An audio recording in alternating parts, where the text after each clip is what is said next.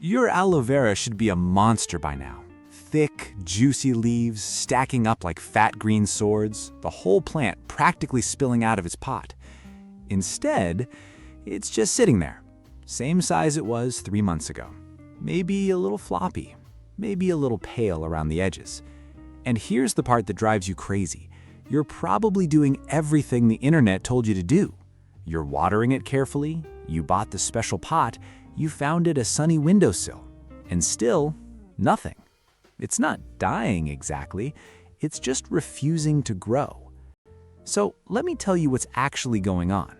Aloe vera isn't a difficult plant, it's a misunderstood one. Almost everything people do to take care of it is the very thing slowing it down. Aloe didn't evolve to be pampered. It evolved on dry, rocky, sun-blasted ground where most plants would die in a week. And when you treat it like the tough desert survivor it actually is, instead of a delicate houseplant, it doesn't just survive, it takes off. In the next few minutes, I'm going to give you 5 secrets that turn a stalled, lazy aloe into one that pushes out new leaves you can practically watch grow. These aren't the recycled tips you've heard 100 times. A couple of them are going to sound completely backwards. Stick with me, because the 5th one is the trick almost nobody talks about, and it might be the single biggest reason your aloe is stuck. Let's get into it. Number 1, stop babying it. Master the wet and dry rhythm. Here's the truth that's going to sting a little. The kindest thing you can do for your aloe is neglect it on purpose. Most people kill their aloe's growth with love. They see the soil looking dry, they feel a little guilty, and they give it a splash of water. A few days later, another splash. The plant never actually gets thirsty, and it never actually gets a real drink either. It just lives in a permanent state of slightly damp limbo, and that, more than anything, is why it won't grow. Think about where aloe comes from. In the wild, it goes through long stretches of bone-dry soil. Then a heavy rain rolls through, soaks the ground completely, and disappears for weeks. That rhythm, flood, then drought, then flood again, is hardwired into how the plant grows. The dry spell is the signal. When the soil dries out, the roots stretch and dig deeper, hunting for moisture. When the rain finally comes, the plant gulps it up and stores it in those thick leaves. That cycle of searching and storing is exactly what builds a big, fast-growing root system, and a big root system is what feeds explosive leaf growth up top. So here's what you do instead of the little daily splashes. When you water, water properly. Soak the soil all the way through until water runs out the bottom of the pot. Don't be shy, you want the entire root ball drenched. Then walk away, and I mean really walk away.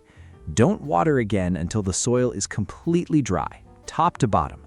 Not just the surface. Stick your finger 2 knuckles deep, or lift the pot and feel how light it's gotten. If there's any moisture left, wait. For most people, that ends up being once every 2 to 3 weeks, and even less in winter. Yes, that sounds like neglect. It's not.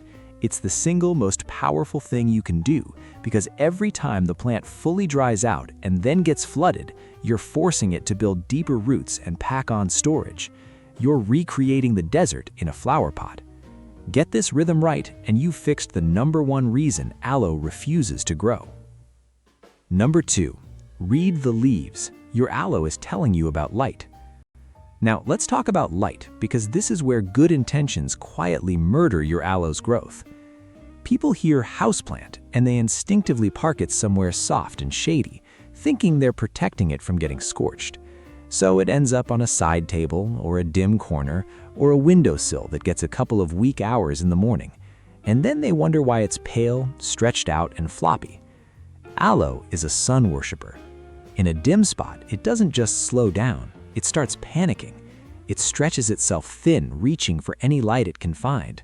The leaves go soft and limp instead of firm and plump, and the color fades to a sickly, washed-out green. That stretching is the plant burning energy on length instead of growth. It's surviving, but it's not thriving, and it's definitely not growing fast. Here's the secret that changes everything. Your aloe is constantly telling you exactly how it feels about its light, and once you learn to read it, you'll never guess again. The leaves are a code. If your aloe is a firm, healthy gray-green, standing up nice and plump, the leaves growing upward and outward with confidence, that's the sweet spot. That's a plant getting all the light it wants and turning it straight into growth. If the leaves are pale, thin, soft, and flopping outward or downward, almost lying flat, that's the cry for help. It's stretching for light it can't reach. Move it somewhere brighter, fast. And if you see a reddish, brownish, or rusty tint creeping across the leaves, especially the tips, don't panic, but pay attention. That's the plant getting almost too much intense sun. A little of that color is fine, even a sign of a tough, happy plant. A lot of it means back it off slightly. So where do you put it? The brightest spot you've got. A south or west window is gold. If you can give it real outdoor sun and warm weather, even better. Just transition it slowly over a week so it doesn't sunburn going from indoors to full blast. And if your home is genuinely dark, a cheap grow light for a few hours a day completely solves it. Nail the light, read those leaves, and you've removed the second invisible brake on your aloe's growth. Number 3, the Goldilocks pot and the grit it's begging for. Let's talk about the home your aloe lives in, because the pot and the soil are doing more damage than you think. Start with the soil, because this is where almost everyone goes wrong. They use regular potting mix straight out of the bag, that soft, dark, spongy stuff that holds water like a sponge.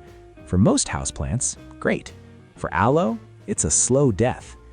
That mix stays wet for days, wraps the roots in constant moisture, and rots them from the inside out. And rotting roots don't grow. They just quietly fall apart while the top of the plant slowly gives up. What aloe actually wants is grit, fast-draining, chunky, airy soil that lets water rush through and dries out quickly, exactly like the rocky desert ground it came from.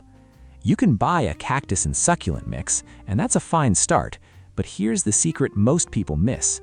Even bagged cactus mix usually isn't gritty enough. Improve it.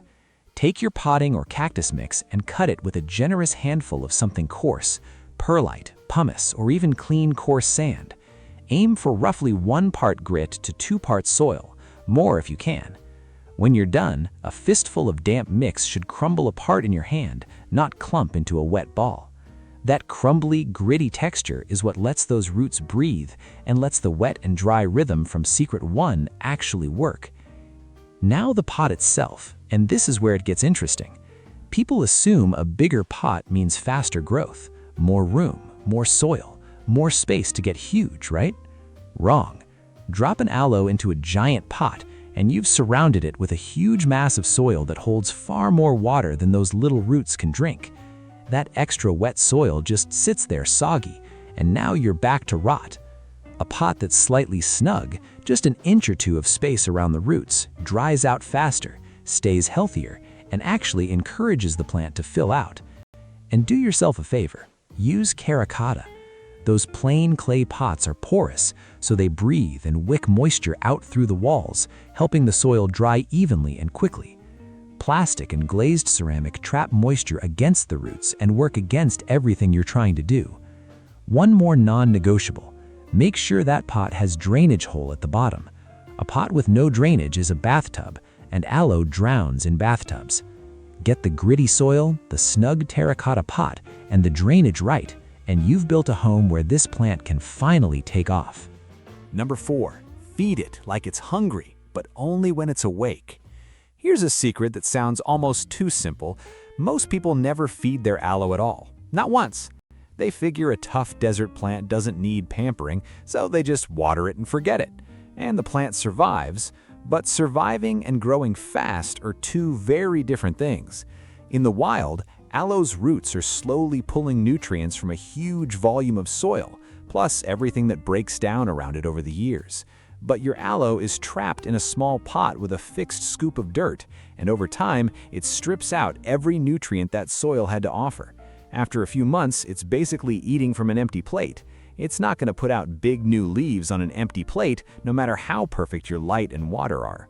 So feed it. But here's where the real secret kicks in, and it's all about timing. Aloe has 2 completely different modes, and you have to know which one it's in. In the warm months, roughly spring through early autumn, the plant is awake, actively growing, and genuinely hungry. That's when food turns straight into new leaves. But in the cold, dark months, aloe goes into a kind of sleep, a near dormant state where it slows right down and stops growing on purpose. Feed it during that sleep, and the nutrients just sit there unused, building up as salts in the soil that can actually burn the roots. You'd be force-feeding a plant that's trying to nap. So here's the move. During the warm growing season, feed it about once a month, and only then. Use a fertilizer made for cacti and succulents, or any balanced houseplant feed. But here's the critical part. Dilute it to half the strength on the label, or even weaker. Aloe is sensitive, and a strong dose does more harm than a weak one. Weak and regular beats strong and occasional every single time. Always feed onto already damp soil, never bone-dry roots so you don't shock them. Then, when the days get short and cold, stop completely. Let it rest. No food, far less water, just patience. When spring comes back around and you see fresh growth pushing from the center, that's your green light to start feeding again. Match your feeding to the plant's natural rhythm. Fuel when it's awake, silence when it's asleep, and you'll see new leaves come faster and fatter than you thought possible. Number 5. Cut the pups loose. All right, this is the big one. This is the secret that's probably the real reason your aloes stopped getting bigger, and almost nobody mentions it. So if you only remember one thing from this whole video, make it this. A healthy, happy aloe does something amazing. It makes babies, little miniature aloe plants called pups or offsets that pop up around the base of the mother plant, pushing out of the soil right against her. And when you see them, your first instinct is pure joy. Free plants, more aloe. So you leave them there, let them cluster around mom, and you feel like a proud parent. Here's the problem. Every single one of those pups is feeding directly off the mother plant. They're tapped into her root system, drinking her water, eating her nutrients, and pulling on her energy. And a plant only has so much energy to go around.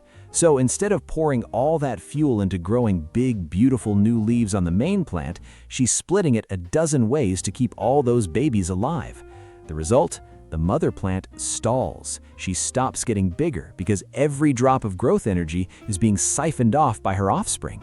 You think you're watching one plant fail to grow, when really you're watching a whole family quietly drain it. The fix is simple, and it works almost overnight. Separate the pups. Once an offset is a few inches tall and has formed a couple of its own little leaves, gently dig down and pull or cut it away from the mother plant, ideally with a few of its own roots attached. Let the cut end dry and callus over for a day or two. That's important, it stops rot. Then pot it up in that gritty mix from Secret 3, and now you've got a brand new plant for free. Meanwhile, the mother plant, suddenly relieved of all those hungry mouths, redirects every bit of that reclaimed energy straight back into her own leaves. People are genuinely shocked at how fast the main plant takes off once the pups are gone. It's like flipping a switch. And while you're at it, here's a small bonus trick that goes hand in hand. Aloe leans hard toward the light, growing lopsided over time as it reaches for the window. Give the pot a quarter turn every week or so. It keeps the plant growing evenly and upright instead of straining and twisting to one side. And a balanced plant puts its energy into growth instead of correction. Small thing, big payoff.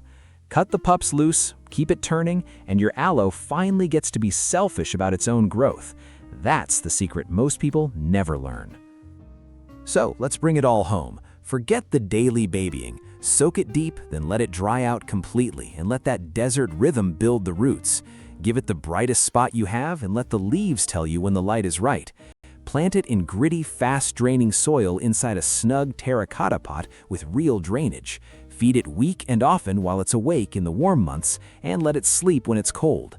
And separate those pups so the mother plant can pour every drop of energy into growing big and fast. Do these 5 things, and that stalled, lazy aloe on your windowsill is going to turn into the thick, towering, juicy plant you actually wanted. None of it is hard, it's just different from how you've been told to treat it. If this helped you finally understand your aloe, do me one quick favor and hit that subscribe button and ring the bell, because we break down a different plant exactly like this every single week, and you do not want to miss the next one. And drop a comment below telling me how big your aloe is right now and which of these 5 secrets you're going to try first. I read every single one, and I'll be answering your aloe questions down there. Now go give your plant a deep drink, move it into the sun, and let it grow. I'll see you in the next one.